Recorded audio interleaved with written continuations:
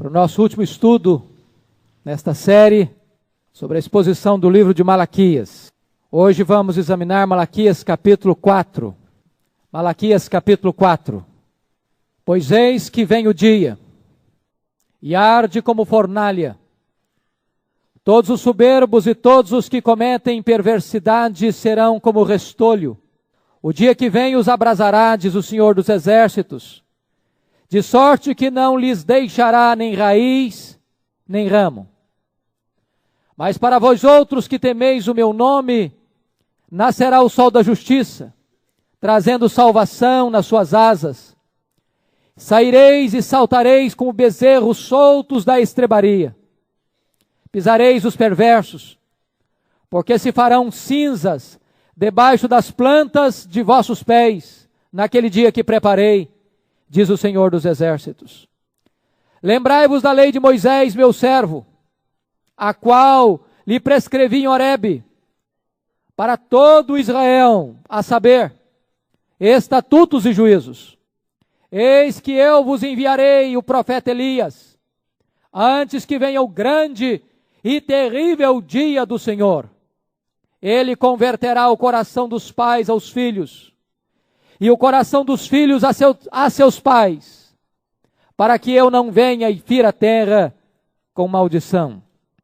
Tema da nossa meditação para hoje: a última audiência. A última audiência. Todo o livro de Malaquias tem um caráter jurídico, forense, legal. Na verdade, nós encontramos nesse texto 7 audiências de Deus com seu povo. E em todas essas audiências, Deus deu a oportunidade do povo se defender. Deus ouviu o povo. E nas 7 audiências, o povo questionou Deus. Na primeira, eles perguntaram para Deus: em que nos tens amado, ó Deus? E Deus respondeu para eles: não foi Esaú, irmão de Jacó? Todavia, aborrecia Esaú e amei a Jacó. Na segunda audiência, eles perguntaram para Deus: em que desprezamos o teu nome?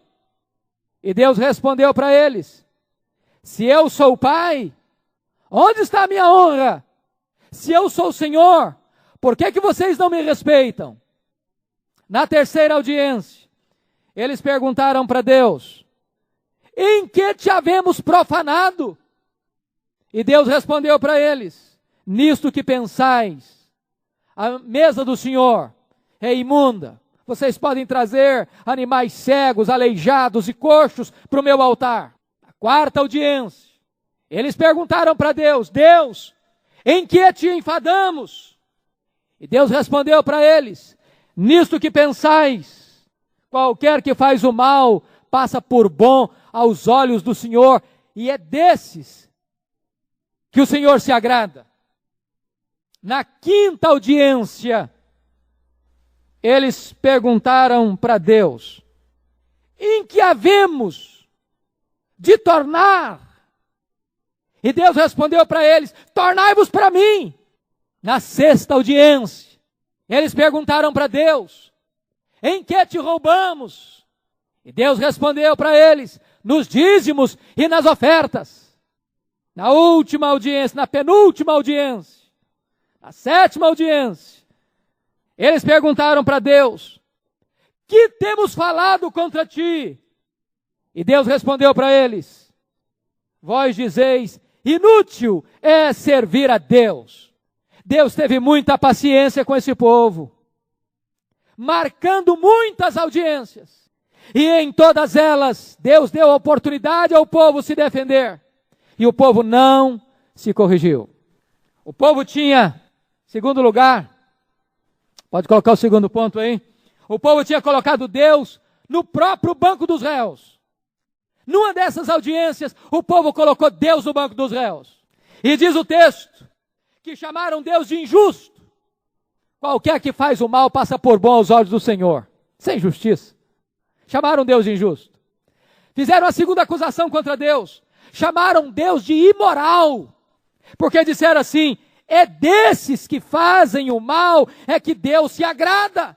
Mais do que isso, chamaram Deus de omisso. Onde está o Deus do juízo? Deus não age coisa nenhuma. Deus deixa aquele que pratica o mal impune. Ele é omisso. Mas agora, chegou o dia da última audiência. E sabe quando será a última audiência? No dia glorioso da vinda de Jesus Cristo. Esse dia será de luz e de trevas. Esse dia será de choro e de alegria. Esse dia para uns vai arder como fornalha e para outros será como sol que virá esparramando luz, salvação e cura nas suas asas. O dia do juízo será inesperado, inevitável e inescapável. Por isso eu chamo a sua atenção para o primeiro ponto da nossa mensagem nesta noite. Em primeiro lugar, nesta última audiência, nós vamos ver que será o dia da retribuição do ímpio. Com a sua Bíblia aberta comigo, olhem por favor o verso 1. Pois eis que vem o dia e arde como fornalha. Todos os soberbos e todos os que cometem perversidade serão como restolho. O dia que vem os abrasará, diz o Senhor dos Exércitos, de sorte que não lhes deixará nem raiz, nem ramo. Notem vocês isso, que o dia do Senhor pode ser como o fogo do ourives para os justos, mas para o ímpio será como o fogo da fornalha que destrói o restolho, que queima a árvore do ramo à raiz. O mesmo fogo de Deus que purifica os justos é o fogo de Deus que destrói o ímpio. Vocês podem notar que Deus mesmo é o fogo consumidor. E vocês podem notar que o veredito final revelará a destruição total dos ímpios. E ele usa duas figuras aqui. A figura do restolho, que é palha pura, com sabugo, jogada ao fogo, vira cinza, não sobra nada. E ele usa outra figura, a figura de uma árvore que se queima de cima a baixo, do galho à raiz, onde não sobra mais nada. E eu só chamo a sua atenção que de jeito nenhum essa figura aqui é a figura do aniquilamento, no sentido de que o ímpio vai cessar de existir, como se não houvera penalidades eternas. Não é isso que Malaquias está falando. O que ele está falando é que o ímpio será destruído completamente. A sua memória será apagada, a sua posteridade será destruída. Ou seja, o juízo que virá sobre o ímpio é o juízo final, é o juízo inapelável, é o juízo irrecorrível, é o juízo que não tem mais instância superior a buscar recurso. Esta é a posição que Malaquias está nos apontando. Vejam você, em segundo lugar, o veredito final demonstrará a destruição universal dos ímpios. Notem ainda o verso 1. Diz o texto que todos os soberbos e todos os que cometem perversidade serão como restolho. Não alguns, não a maioria, mas todos. Preste atenção que os céticos já tinham falado. Felizes são os soberbos. Felizes são os arrogantes. Os arrogantes e soberbos tentam a Deus e escapam, eles são felizes. Olha aí, o ímpio prospera. Não é esta a opinião do mundo? Não é esta tantas vezes a opinião da imprensa que invade os nossos lares? Não é esta a ideia que sai todos os dias nos grandes periódicos? Não é esta a propaganda do mundo? Que felizes são os soberbos, que felizes são aqueles que vivem nababescamente. Felizes são aqueles que andam nas grandes rodas de muitos amigos, de muitas festas, de muitos banquetes, de muita badalação humana. Pois a Bíblia diz que chegará o dia em que o soberbo e aquele que pratica a perversidade será como restolho numa fornalha. Seu fim será rápido, será final e irreversível. Agora notem vocês, terceiro aspecto, que o veredito final perscrutará o mais profundo da vida do ímpio. O texto diz que o soberbo e os que praticam a perversidade. Soberba é um sentimento íntimo, é uma atitude do coração, muitas vezes não identificada a olho nu. Às vezes a soberba não pode ser identificada e detectada por nós. O que esse texto está dizendo é que o juízo de Deus penetrará nas recâmaras mais íntimas da alma humana, que o juízo de Deus penetrará para além do véu, para além da cortina de fumaça, para além das máscaras. O que esse texto está dizendo, que mesmo aqueles que têm uma aparência de piedade, entretanto, nutrem e alimentam a soberba na alma, não deixarão de ser contemplados e apanhados pelo juízo de Deus. Vejam vocês que não é apenas a soberba que pulsa e lateja no coração, mas também aqueles que praticam a perversidade. Praticar a perversidade agora é deixar vazar esta soberba pelos poros da vida. Agora é viver desregradamente. É viver despudorada e desavergonhadamente. É viver ao arrepio da lei. É viver na contramão da vontade de Deus. É viver ferindo a verdade de Deus. A moralidade estabelecida na palavra de Deus. Vejam vocês que nós estamos vivendo esta geração chamada geração do hedonismo, a geração do prazer, a geração que busca a satisfação imediata dos seus desejos, da sua vontade, do seu querer, dos seus impulsos, dos seus hormônios, das suas tendências, dos seus gostos, das suas preferências. Nós estamos vivendo na geração em que é proibido proibir. Nós estamos vivendo na geração que está tentando destruir completamente as balizas dos absolutos de Deus.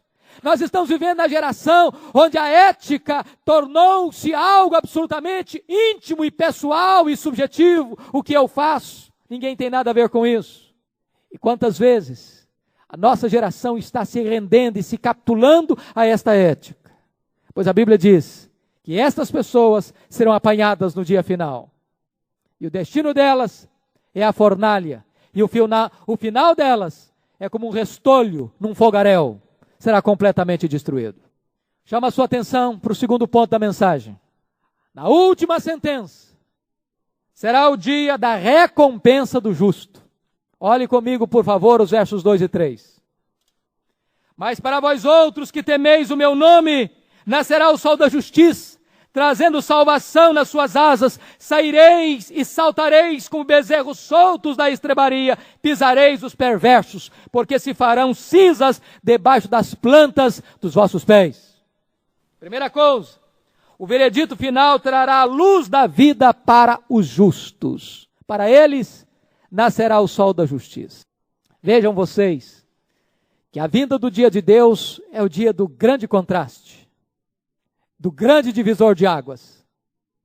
Ao mesmo tempo que a vinda do dia de Deus será terrível para o ímpio, será o término da esperança do ímpio, fechará a cortina das oportunidades para o ímpio, sentenciará e selará o destino final do ímpio, lançará o ímpio no lago de fogo, na fornalha ardente.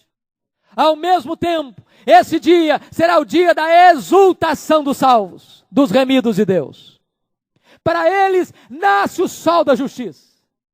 E esse sol vem trazendo salvação em suas asas. Entendendo aqui a salvação na plenitude dela. Porque nós afirmamos na teologia, sobretudo dentro da doutrina da salvação, que nós já fomos salvos quando fomos justificados. Nós estamos sendo salvos no processo da santificação, e nós seremos salvos no ato da glorificação, e isto dar-se-á quando Jesus voltar. Os mortos ressuscitarão, incorruptíveis, com um corpo imortal, glorioso, poderoso, espiritual e celestial, e nós, os que estivermos vivos, diz Paulo, seremos transformados e arrebatados para encontrar o Senhor Jesus Cristo nos ares. Este é o sol da justiça. O sol é símbolo de algumas coisas importantes que eu chamo a sua atenção. Chamo a sua atenção para isso. E nesse sentido, é que Cristo, como o sol da justiça, é a fonte da luz. Fonte da luz. Quando ele vem como o sol da justiça, ele vem como a nossa luz. Ele é a luz do mundo. Ele é a luz que vinda ao mundo ilumina todo homem. Ele é a luz e quem o segue não anda em trevas. Cristo é a fonte da vida, porque o sol é que traz vida. Não há vida sem a luz do sol. O sol traz cura em suas asas. É interessante que nas versões inglesas, e me dá a impressão, e eu estou absolutamente seguro disso, porque examinei fartamente esses dias esse texto, o texto original traz a ideia de cura, trará cura em suas asas. Ou seja, a salvação do sol da justiça traz cura, traz salvação, traz alívio, traz restauração plena para o povo de Deus. Finalmente, Cristo é a fonte da justiça. Ele é o sol da justiça. O brilho da justiça nos cobre como um manto. Quando Deus olha para você, glorificado, Ele vê a justiça plena do Filho dEle, brilhando, refulgindo na sua vida. Você vai brilhar como o sol no firmamento, diz as Escrituras. Segundo lugar, o veredito final trará a alegria da liberdade para os justos. Olha a outra figura. Versículo 2. Ele usa uma figura majestática do sol e usa uma figura simples, campesina, da região rural, daquele que está afeito às realidades mais remotas do campo. Ele diz assim no verso 2: saireis e saltareis com bezerros soltos da estribaria. Você que já viveu no campo, sabe que o bezerro é preso, e via de regra, passa todo dia preso, parte do dia preso, à noite preso, para que possa se ordenhar a vaca no outro dia. Mas logo de manhã, esse bezerro que passou preso, confinado, a porta se abre e ele sai saltitando pelo campo, livre, feliz, resultante. E agora Malaquias diz o seguinte, que o dia da vinda do Senhor será como esse dia, quando as ligaduras que nos prendem serão quebradas, quando tudo aquilo que nos oprime será retirado, tudo aquilo que cerceia a nossa plena liberdade será anulada e nós sairemos como bezerros da estrebaria, pulando, saltando de alegria, desfrutando da nossa plena, total liberdade em Cristo Jesus. Esta é a ideia que nós temos da segunda vinda de Cristo. Nada mais vai nos pear, nada mais vai nos acorrentar, nada mais vai nos fustigar, nada mais vai nos deter. Seremos livres, completamente livres. Seremos como o Senhor, teremos um corpo glorioso como o dele. Terceira coisa, o veredito final revelará a vitória dos justos sobre os seus inimigos. Meus irmãos, que coisa tremenda. Uma das queixas maiores dos justos na história é que o ímpio prospera, é que o ímpio oprime, é que o ímpio pisa, é que o ímpio o humilha, é que o ímpio o despoja. Mas diz a Bíblia agora que esse quadro se reverte. Deus não apenas vencerá o ímpio no dia do juízo, mas Deus vencerá o ímpio debaixo dos pés dos justos. Eles serão como pó debaixo dos pés dos justos. E a Bíblia nos informa que Deus não apenas leva a igreja para o céu, mas Deus leva a igreja para o trono. 1 Coríntios 6, 2 nos diz que os santos sentarão em tronos e os santos julgarão o mundo. Vitória completa sobre os próprios ímpios. Mas vou para o último ponto da minha mensagem, o terceiro ponto da mensagem. O dia da advertência de todos, a derradeira chance de conciliação. Chama a sua atenção para os versos 4, 5 e 6. Veja você que nos versos de 1 a 3, Malaquias descreve o grande dia, o terrível dia da volta de Jesus. Dia de bênção para os justos, dia de terror para os ímpios. Mas agora, dos versos 4 a 6, ele deixa um pouco de lado a cena do juízo, da última sentença, dá uma respirada e diz: vamos fazer uma coisa? Eu apontei para vocês a última sentença. Eu descrevi para vocês como será o grande, tremendo e terrível dia de Deus. Mas você ainda não chegou lá na barra do tribunal. Você ainda tem chance. Você quer se preparar? Você quer se preparar? Antes que aquele dia chegue de surpresa na sua vida, o que é preciso fazer? Em primeiro lugar, antes do veredito final, Deus adverte a todos através da sua palavra. Veja, meus amados irmãos, o verso 4. Lembrai-vos da lei de Moisés, meu servo, a qual lhe prescrevi em Horebe para todo Israel, a saber, estatutos e juízos. Primeiro, queridos, nós temos que nos lembrar do propósito da lei de Deus. Para que a lei de Deus nos foi dada? A lei de Deus nos foi dada para nós vivermos na presença de Deus, para nós vivermos em santidade, para nós vivermos de uma maneira fiel e obediente. A lei de Deus nos foi dada para nos conduzir ao Salvador. Mas veja você, em segundo lugar, que devemos nos lembrar da autoridade da lei de Deus. Porque diz o texto aqui, que foi a lei que Deus prescreveu. Se foi a lei que Deus prescreveu, por trás desta lei está a autoridade de Deus. Rejeitar a lei de Deus é rejeitar a autoridade de Deus. Desprezar a lei de Deus é desprezar o próprio Deus. Veja você, em terceiro lugar, que devemos nos lembrar das recompensas da lei de Deus. São juízos e são estatutos. São estatutos e são juízos. Significa o seguinte: essa lei traz bênção e essa lei traz maldição. Se você guardá-la, tem bênção para a sua vida. Se você rejeitá-la e desobedecê-la, você atrai maldição sobre a sua cabeça. Amados irmãos, Deus estabeleceu leis. E as leis de Deus não podem mudar. Você não pode violar a lei da gravidade sem sofrer as consequências. Você não pode violar a lei moral de Deus sem sofrer as consequências. Agora preste atenção nisso. Preste atenção nisso. Sabe qual a maneira de você se preparar para o grande dia de Deus? É voltar-se para a palavra. Não tem nada de misticismo. Não tem nada de correr atrás deste ou daquele. Não tem nada de correr atrás dos grandes mistérios que se levantam a todo dia, a toda hora. Se você quer se preparar para o grande dia de Deus, volte-se para a Bíblia, volte-se para a palavra de Deus. É nela que você pode encontrar a verdade, é nela que você pode encontrar o caminho de Deus. Isso me preocupa, sabe por quê, queridos? Porque hoje, no tempo do conhecimento tão genérico e tão geral, na geração, preste atenção nisso, onde 90% do conhecimento universal é contemporâneo nosso, onde 90% das grandes descobertas científicas são de cientistas que ainda estão vivos. Nós vivemos na geração onde, na nossa cultura, você tem tantos livros disponíveis, tantas versões da Bíblia, e nunca parece-se ter uma geração tão analfabeta da Bíblia. Onde nós temos coleções e coleções de Bíblia nas prateleiras das casas, e onde o povo não conhece a sua Bíblia. E é necessário, se nós queremos estar preparados para o grande dia de Deus, que nos lembremos da lei do Senhor e nos voltemos para a palavra de Deus.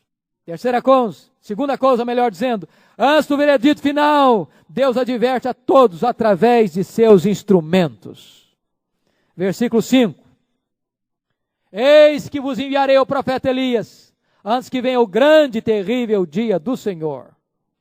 Ele é um ministro divinamente comissionado. Eis que eu enviarei, diz o Senhor. É Deus quem está enviando. Em segundo lugar, é um ministério abençoado por seus resultados, porque ele vai trabalhar a conversão dos corações dos pais aos filhos e dos filhos aos pais. Vamos entender isso.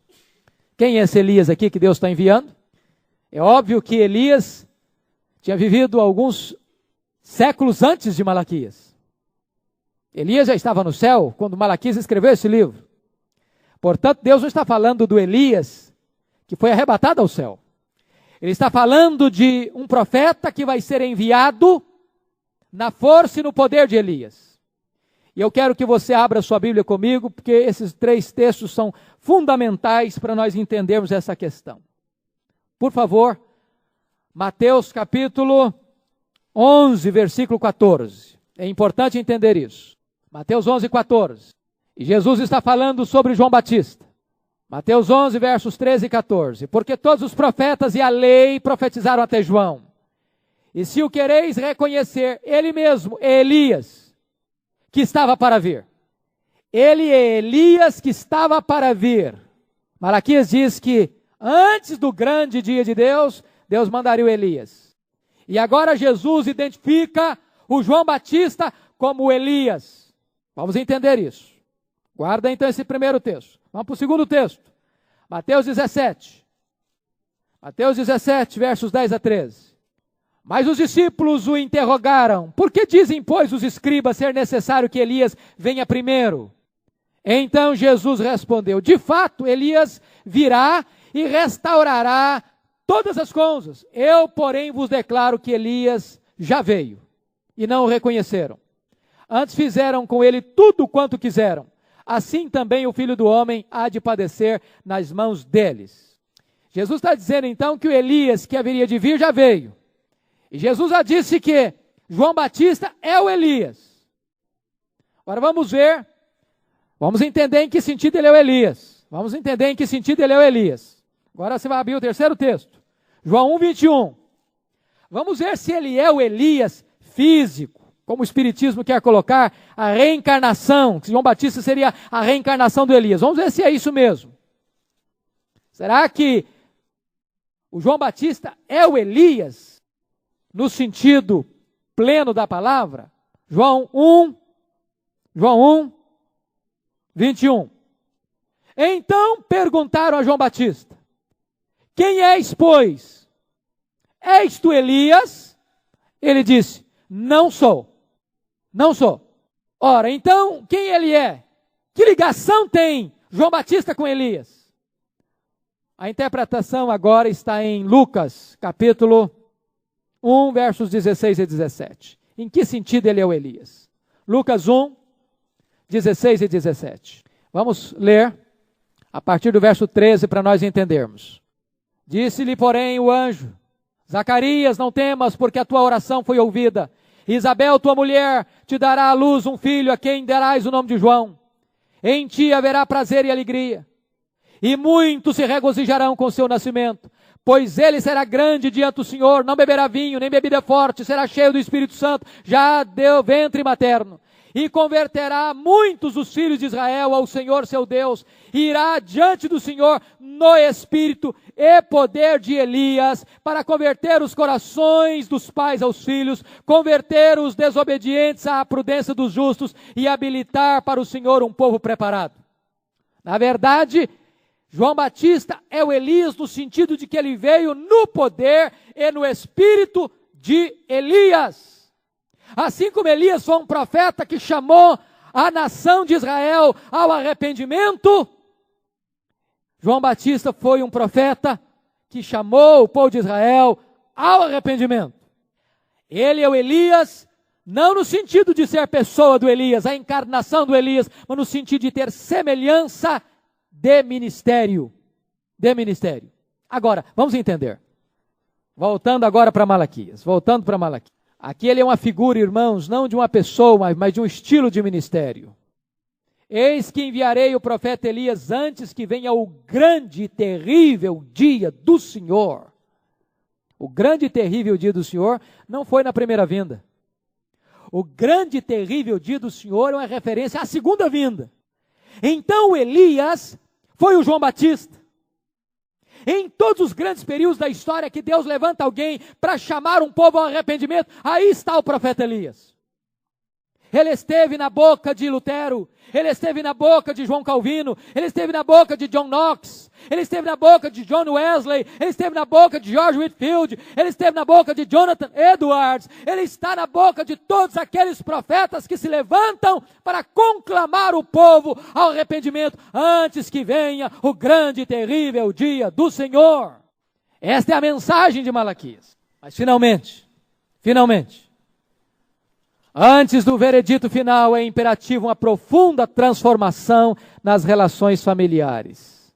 Versículo 6. Ele converterá o coração dos pais aos filhos, converterá o coração dos filhos aos pais, para que eu não venha e fira a terra com maldição.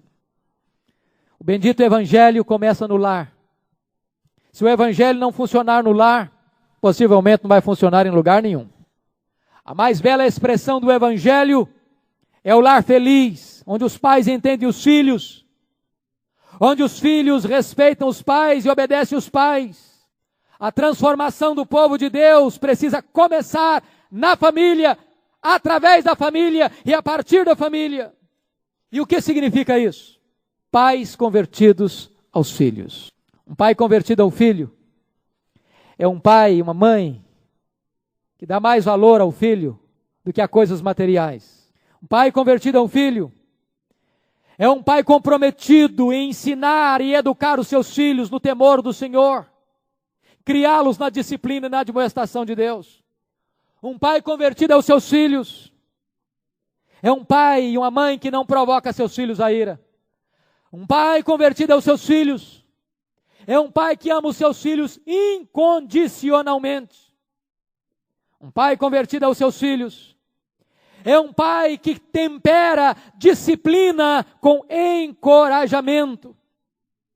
Um pai convertido aos seus filhos é um pai que mantém canal aberto de comunicação com seus filhos, que está pronto a ouvir os filhos, que está pronto e interessado nas causas dos filhos.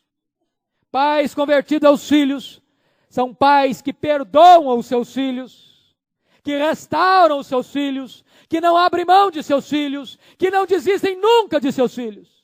Diz a Bíblia que antes que venha o grande dia de Deus, nós precisamos travar uma grande cruzada pela salvação da família. Segundo lugar, diz a Bíblia, que este profeta, que pode ser você, deve ser eu, deve ser você, devemos ser nós, povo de Deus. Deve também existir conversão do coração dos filhos aos pais. Filhos convertidos aos pais são filhos que obedecem aos pais no temor do Senhor. Filhos convertidos aos pais são filhos que respeitam os seus pais. Filhos convertidos aos pais são filhos que cuidam de seus pais. Filhos convertidos aos pais são filhos gratos aos seus pais. Filhos convertidos aos pais são filhos que querem e desejam e são a alegria de seus pais. A Bíblia diz que o coração dos pais precisa estar inclinado ao coração dos filhos. O coração dos filhos precisa estar inclinado ao coração de seus pais.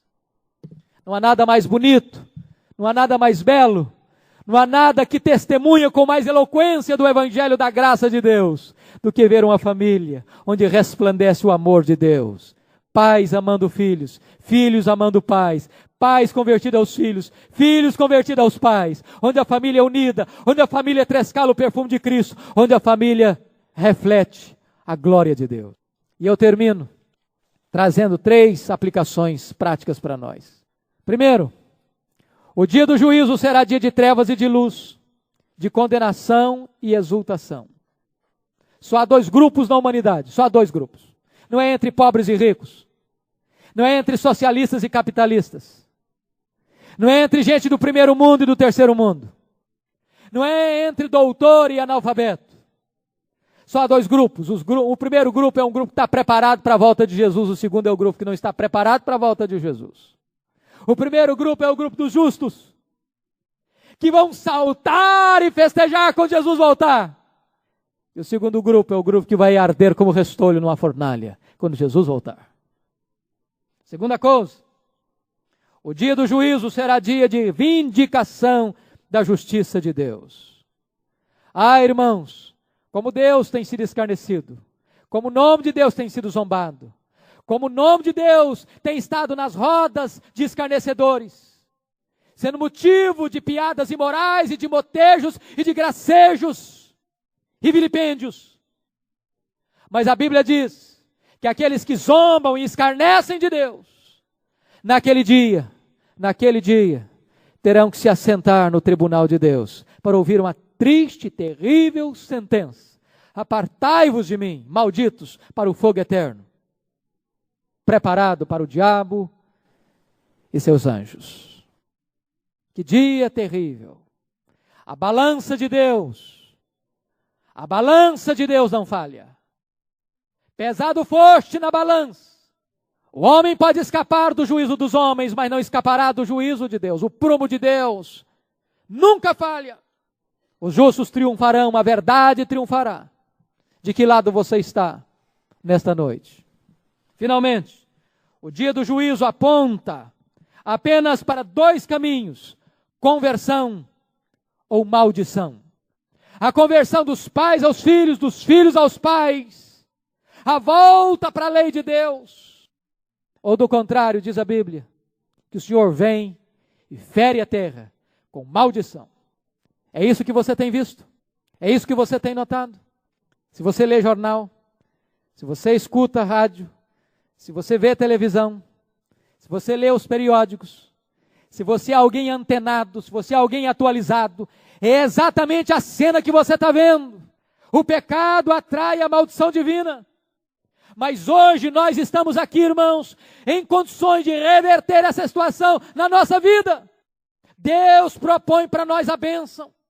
Deus propõe para nós um caminho diferente.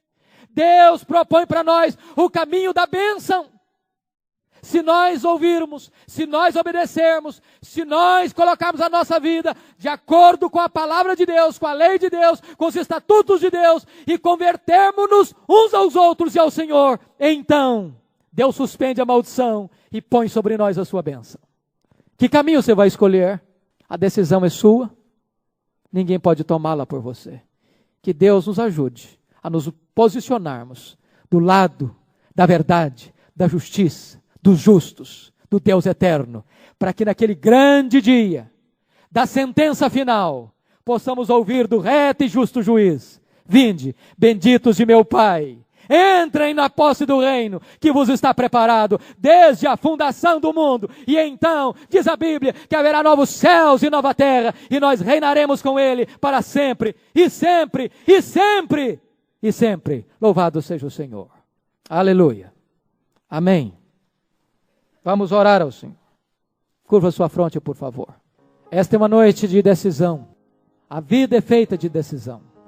Só temos 2 caminhos. Ou trilhamos por um, ou inevitavelmente estaremos trilhando por outro. Eu não sei exatamente como você particularmente entrou aqui hoje, mas você hoje mesmo pode voltar-se para o Senhor. Hoje mesmo você pode estar debaixo da bênção do Deus eterno, para que quando aquele dia chegar não pegue você de surpresa. Você possa pular de alegria, saltar de alegria, como um bezerro solto da estrebaria.